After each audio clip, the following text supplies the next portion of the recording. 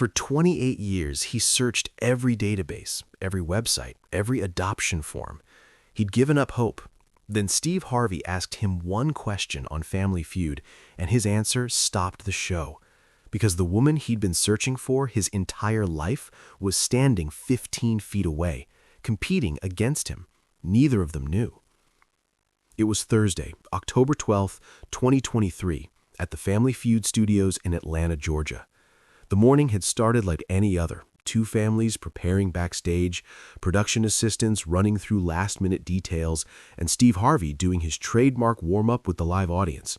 The energy was electric, filled with that particular kind of excitement that only happens when ordinary people get their moment on television. On the left side of the stage stood the Mitchell family from Denver, Colorado. Leading the team was Daniel Mitchell, 28 years old, a third-grade teacher with kind eyes and a nervous smile. He'd come with his adoptive parents, Richard and Patricia Mitchell, who had raised him since he was 3 days old, his younger sister Emma, who was biological to the Mitchells, and his best friend, Marcus. Daniel wore a blue button-down shirt that his mother had ironed that morning, and he kept adjusting his collar, a nervous habit he'd had since childhood. On the right side stood the Pierce family from Sacramento, California. At the front was Sarah Pierce, 46 years old, a pediatric nurse with laugh lines around her eyes and a warmth that made everyone around her feel safe. She'd come with her husband, Tom, their 2 teenage daughters, and her younger brother. Sarah had been excited about this trip for months, seeing it as a chance to make memories with her family and maybe win enough money to finally take that vacation to Hawaii they'd been planning. Neither family had any idea they were about to be part of the most statistically impossible moment in game show history. Steve Harvey walked onto the stage in a sharp gray suit, his signature energy filling the studio. He greeted both families with his usual charm, making jokes about Daniel's nervous collar adjusting and Sarah's infectious laugh. The audience was already in love with both families. They seemed genuine, wholesome, the kind of people you'd want as neighbors. The first 2 rounds went smoothly. Standard questions, predictable answers, lots of laughter. Daniel proved to be quick on the buzzer, his teacher instincts giving him an edge in reading the room. Sarah was strategic, always conferring with her family before locking in an answer. The score was close, the atmosphere light. This was exactly what Family Feud was supposed to be: good, clean family entertainment. Then came the 3rd round, and Steve Harvey asked a question that would change everything. "We surveyed 100 people," Steve announced, his voice carrying that familiar, playful tone. "Name something you've been searching for your whole life." It was Daniel's turn at the podium. He stepped up, placed his hand on the buzzer, and for a moment, everyone expected a typical answer: love, happiness, success, meaning, the usual suspects. But Daniel Mitchell had been carrying a weight for 28 years that nobody in that studio could have imagined. And when Steve asked that question, something inside him broke open. Daniel hit the buzzer, and the sound echoed through the studio. Steve pointed at him with that encouraging smile. "Daniel, what have you been searching for your whole life?" And Daniel, his voice steady but carrying an emotion that made everyone in the audience lean forward, said something nobody was prepared for: "My birth mother." The studio went quiet, but it was a gentle quiet, an empathetic quiet. The audience made soft sounds of sympathy. Steve's expression shifted from playful to compassionate. This was the kind of answer that tugged at hearts, the kind that made good television. "That's beautiful, man," Steve said warmly. "That's a real answer right there. I hope you find her." But Daniel wasn't finished. He took a breath, and what came out of his mouth next would stop time itself. "Actually, Steve," Daniel said, his voice starting to shake, I think I just did." Steve's smile froze. "What do you mean, you think you just did?" Daniel turned slowly and pointed across the stage to the Pierce family. Specifically, he pointed at Sarah Pierce, who was standing 3rd in line, completely confused about why this stranger was pointing at her. "That woman," Daniel said, his finger trembling as he pointed, "Sarah Pierce, born March 17, 1977 in Sacramento, California. She gave birth to a baby boy on October 8, 1995, at Mercy General Hospital. She named him Daniel before giving him up for adoption 3 days later. The studio went from quiet to absolutely silent. The kind of silence that feels like the world has stopped rotating. Sarah Pierce's face went white. Her husband Tom grabbed her arm to steady her. Her daughters looked at their mother, then at Daniel, then back at their mother, trying to understand what was happening. Steve Harvey, a man who'd hosted this show for years and thought he'd seen everything, stood frozen with his microphone halfway to his mouth. "Daniel," Steve said, slowly, carefully, "are you saying—" "I'm saying that's my birth mother," Daniel said, and now tears were streaming down his face. "I've been looking for her since I was 18 years old, 10 years of searching, and she's been standing 15 feet away from me this entire time." But what nobody knew yet was that this impossible coincidence was about to become something even more extraordinary. Sarah Pierce couldn't move. She couldn't breathe. Her legs buckled slightly, and Tom had to physically support her. Her mind was racing through dates, through memories she'd buried for 28 years, through the son she'd given birth to and never held longer than 3 minutes. "October 8th, 1995, Sarah whispered, her voice barely audible, but the microphone picked it up. Everyone heard it. That's the day. That's my baby's birthday." The audience gasped. Several people started crying. The production crew, who'd been filming thousands of episodes, stood behind their cameras with tears in their eyes. This wasn't a scripted moment. This was real life unfolding in real time. Steve Harvey slowly walked over to Sarah. "Ma'am, are you saying this young man might actually be your son?" Sarah couldn't speak. She just nodded, her whole body shaking. Then Steve walked to Daniel. "Son, are you absolutely certain?" Daniel pulled something from his pocket, a folded piece of paper worn from being handled too many times. He unfolded it carefully. "This is my original birth certificate, the one the adoption agency gave me when I turned 18. It says my birth mother's name is Sarah Elizabeth Pierce, born March 17, 1977. It lists Mercy General Hospital in Sacramento, October 8, 1995 at 6:47 a.m. He looked up at Sarah with eyes that held 28 years of questions. "You gave birth to a boy, 7 pounds 3 ounces. You named him Daniel. Then you gave him to a couple from Colorado 3 days later because you were 18 years old and scared and alone." Sarah collapsed, not dramatically, but like a puppet whose strings had been cut. Tom caught her, and her daughters immediately surrounded her. But Sarah wasn't unconscious. She was just overwhelmed by the impossibility of what was happening. "How did you know to look for me?" Sarah asked through her tears, still being held up by her family. "I didn't," Daniel said, his voice breaking. "I didn't know you'd be here. I've been searching for you for 10 years. I've used every ancestry website, every DNA database, every adoption registry. I found your name, your birthday, the city you were born in, but I could never find you. You got married, changed your name to Pierce. The trail went cold. I gave up 6 months ago. I decided that maybe you didn't want to be found, and I needed to respect that." He gestured to the Family Feud stage around them. "This was just supposed to be a fun trip. My parents entered us in the lottery 2 years ago. When we got selected, I thought it would be a good distraction, a chance to just have fun and forget about the search that had consumed 10 years of my life." Steve Harvey, usually never at a loss for words, could barely speak. "And you," he said, turning to Sarah, "you had no idea your son might be here?" Sarah shook her head. "We applied for the show as a family vacation, something fun to do together, something to make memories with my daughters." She looked at her teenage daughters who were crying and holding on to their mother. "They don't know. I never told them they have a brother." The weight of that statement hit everyone. Steve made a decision right then. "We're going to stop the game. This is bigger than Family Feud. This is—" He paused, searching for words.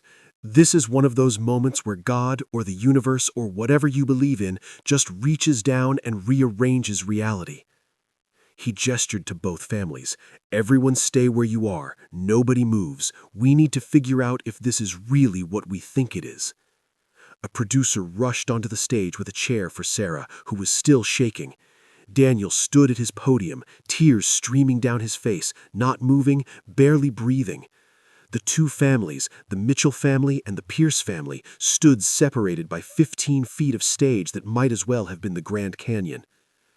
"Daniel," Steve said gently, "tell us about your search. Tell us how you got here." And Daniel, standing under the bright studio lights in front of millions of people, told a story he'd never told publicly before. "I always knew I was adopted," Daniel began, his voice steadier now, like telling the story was giving him strength. "My parents, Richard and Patricia, never hid it from me. They told me from the time I could understand that they chose me, that I was wanted, that I was loved. And I was. I am. They gave me the most incredible childhood anyone could ask for." He glanced at his adoptive parents, who were crying in their family section. Patricia mouthed, "We love you," and Richard nodded, encouraging him to continue. "But when I turned 18, I couldn't shake this feeling. Not that something was missing. My parents gave me everything. But I had questions. Medical history questions. Where did I get my brown eyes when both my parents have blue? Why am I left-handed when nobody else in my family is? Simple things, but they added up." The audience was completely silent, hanging on every word. "So I asked for my adoption records. My parents didn't hesitate. They gave me everything they had. And that's when I saw her name for the first time. Sarah Elizabeth Pierce, along with a date of birth and a hospital. That's all I had. No address, no phone number, no photo. Just a name and a date." Daniel's voice cracked. "I spent 10 years searching. I joined every ancestry website. I submitted my DNA to every database.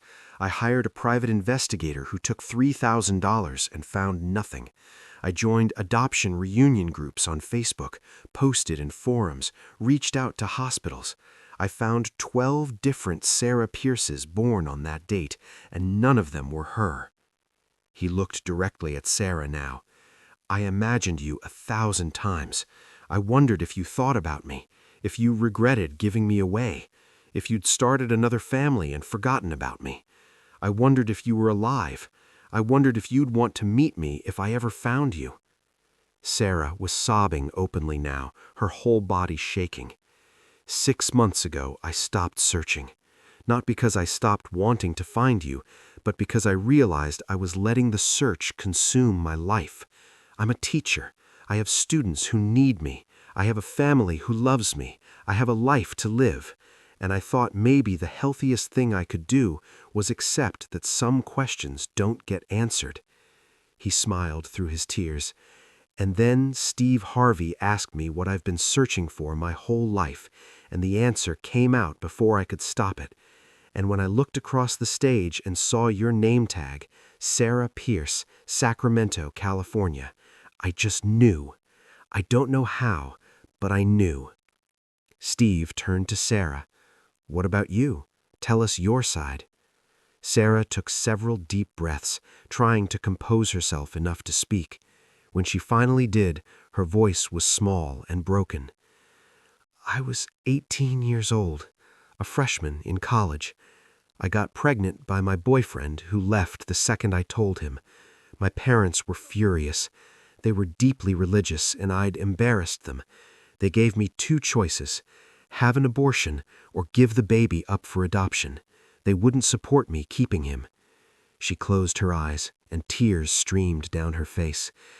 "I chose adoption because I couldn't end the pregnancy. But giving him away was the hardest thing I've ever done. They let me hold him for 3 minutes after he was born. 3 minutes. I named him Daniel because it means God is my judge, and I needed God to know that I didn't want to do this, that I was being forced. And then they took him away. I never saw him again. I never got updates. Closed adoption, they called it, like closing a book, like closing a wound, except it never closed. It bled for 28 years. Her daughters were holding her now, crying with her, learning for the first time about the brother they never knew existed. I got married when I was 25, looking at Tom, her husband, who had tears streaming down his face. Tom knew about Daniel.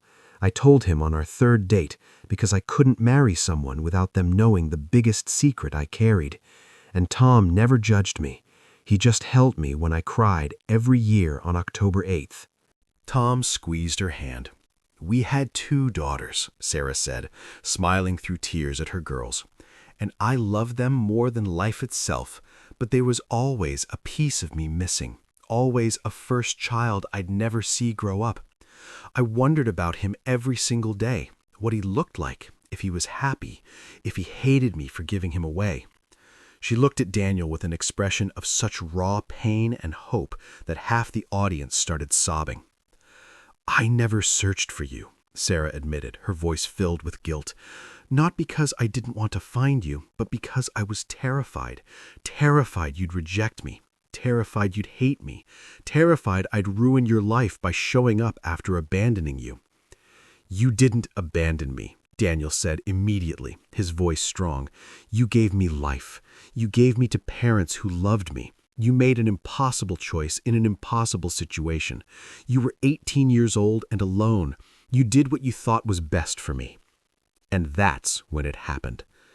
Daniel stepped away from his podium. Sarah stood up from her chair. The 15 feet between them felt like miles and inches at the same time. Steve Harvey stepped back, letting the moment unfold naturally. The cameras captured everything. The audience was frozen, barely breathing. Daniel and Sarah walked toward each other slowly, like they were afraid the other might disappear if they moved too fast. When they reached the center of the stage, they stopped, just inches apart. "Are you really him?" Sarah whispered, her hands shaking as she reached toward his face. "I'm really him," Daniel whispered back. And then Sarah did something she dreamed about for 28 years. She placed her hand on her son's cheek, feeling his face, confirming he was real, that he was here, that this impossible moment was actually happening. "You have my eyes," she said, her voice filled with wonder. "And your smile," Daniel said through his tears. And then they fell into each other's arms and held on like drowning people holding onto life rafts. Sarah sobbed into her son's shoulder, 28 years of grief pouring out of her all at once. Daniel wrapped his arms around his mother and cried like he hadn't cried since he was a child. The studio erupted. The audience was on their feet, not applauding, but crying, witnessing something sacred. The production crew abandoned all pretense of professionalism and wept openly. Steve Harvey stood to the side with tears streaming down his face, his hands covering his mouth. Patricia Mitchell, Daniel's adoptive mother, walked onto the stage without being invited. Production should have stopped her, but nobody did. She walked right up to Sarah and Daniel, and when Sarah looked up, terrified that this woman might be angry or hurt, Patricia smiled through her own tears. "Thank you," Patricia said, her voice shaking, "for giving me my son." And then Patricia hugged Sarah too, and the 3 of them stood there, birth mother, adoptive mother, and the son who connected them, in an embrace that represented everything beautiful about love and family and sacrifice. Tom Pierce and Richard Mitchell joined them. Then Emma and Marcus and Sarah's daughters and brother. Both families merged into a massive embrace in the middle of the Family Feud stage, all of them crying, all of them overwhelmed by the magnitude of what had just happened. Steve Harvey finally approached them, his own face wet with tears. "I've been doing this show for years. I've seen everything, but I've never seen anything like this. This is a miracle. There's no other word for it." He looked at the camera. "Ladies and gentlemen, the odds of this happening are impossible. Think about it. Both families had to apply to Family Feud. Both had to be selected out of thousands of applicants. Both had to be scheduled for the same taping day. And then I had to ask that specific question at that specific moment. The mathematical probability of all of those things aligning is essentially 0. Steve shook his head in amazement. This isn't coincidence. This is divine intervention.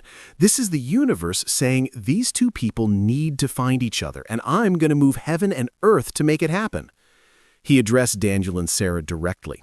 You two searched for each other for years and couldn't find each other, and then you stopped searching, gave up hope, and decided to just live your lives.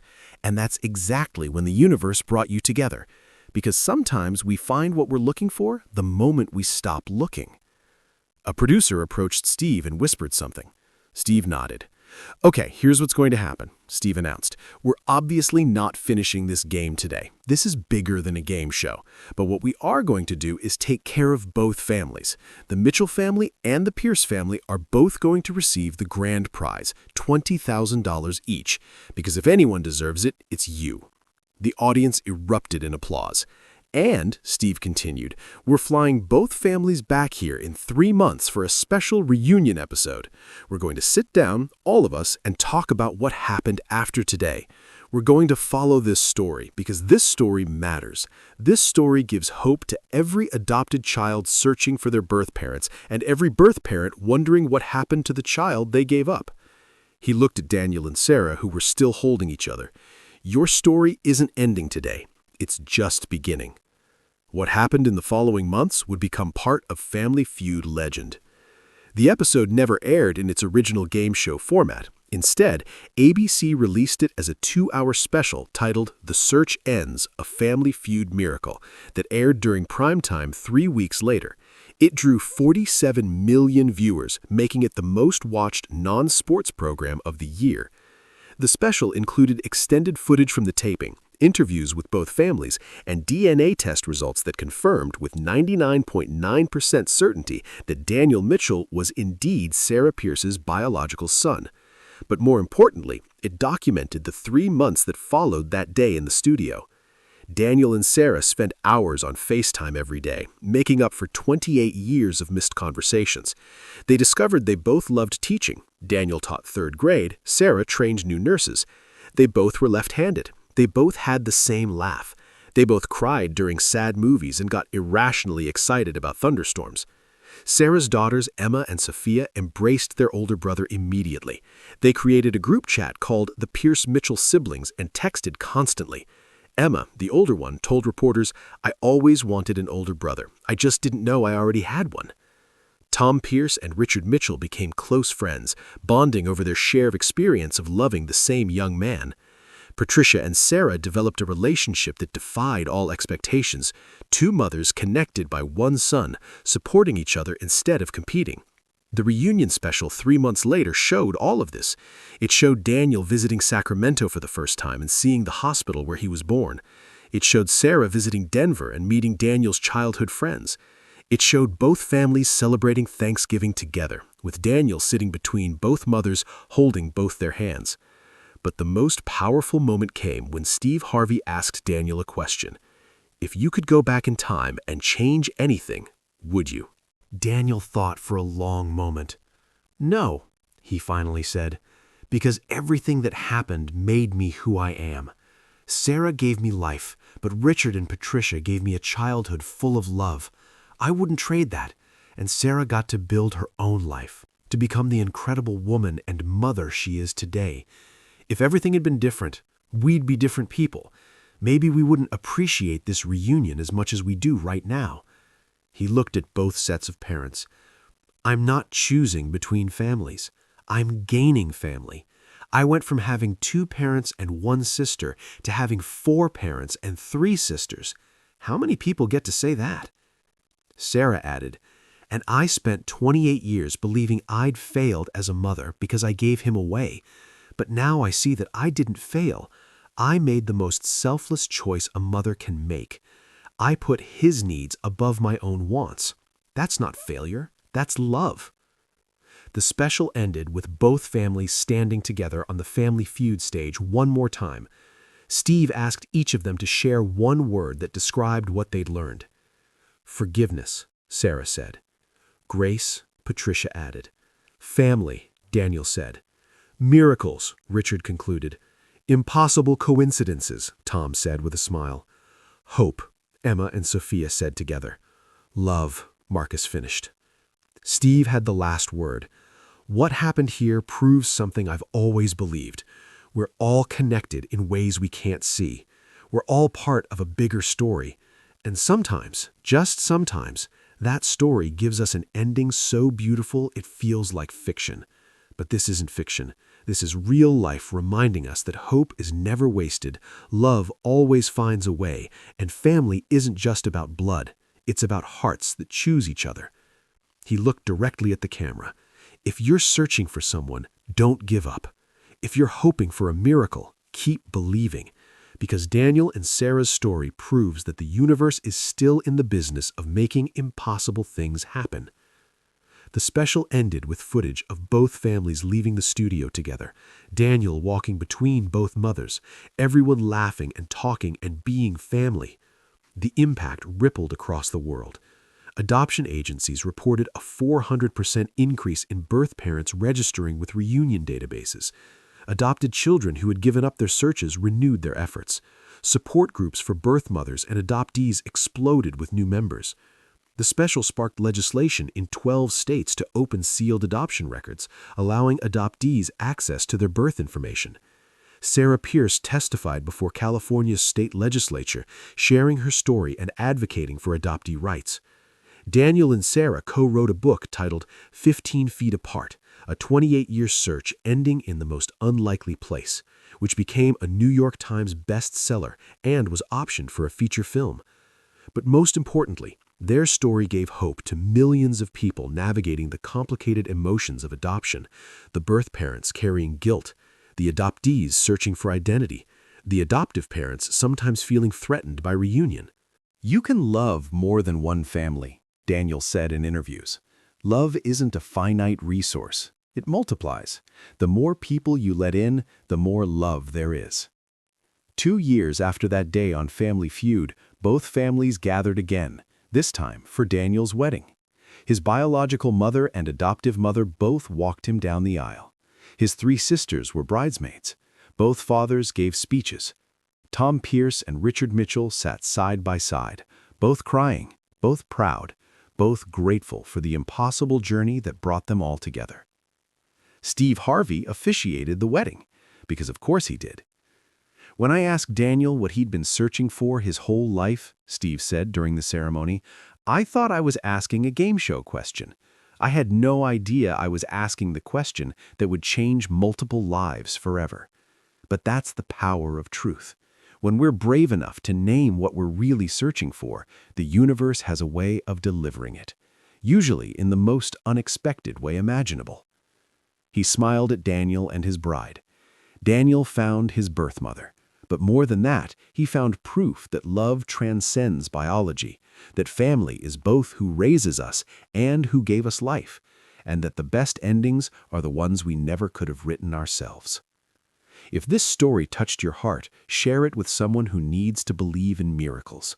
Subscribe to this channel for more stories about the power of hope, the beauty of family, and the impossible coincidences that remind us we're all connected. Drop a comment below and tell us, have you ever searched for someone? Have you experienced an impossible coincidence? Do you believe in divine timing? Share your story. Your words might be exactly what someone else needs to hear today.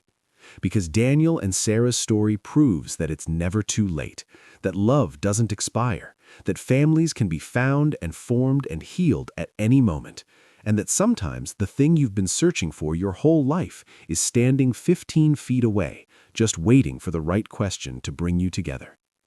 The search doesn't always end the way we hope, but when it does, when the impossible becomes possible, when 28 years of separation dissolve in a single embrace, that's not just a family reunion, that's a miracle. And miracles, as Daniel and Sarah proved, can happen anywhere, even on a game show, even when you've given up hope, even when the odds are impossible.